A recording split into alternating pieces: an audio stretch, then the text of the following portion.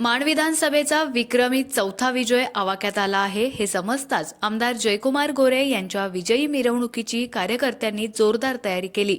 तत्पूर्वी आमदार गोरे यांनी बोराटवाडी येथील स्वतःच्या घरी वडील भगवानराव गोरे यांचं दर्शन घेत आशीर्वाद घेतले। त्यानंतर आमदार गोरे यांच्या पत्नी सोनिया गोरे आणि घरातील महिलांनी आमदार गोरे यांचं औक्षण केलं। औक्षणानंतर जयकुमार गोरे यांना मोठे बंधू अंकुशभाऊ गोरे यांनी जोरदार मिठी मारत चौथ्या आमदारकीच्या शुभेच्छा दिल्या।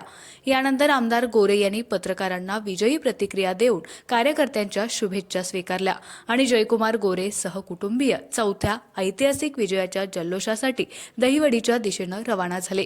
त्यानंतर छोटे बंधू शेखर गोरे यांच्यासोबत विजयी फायरिंग करत ऐतिहासिक विजयाचा आनंद साजरा केला।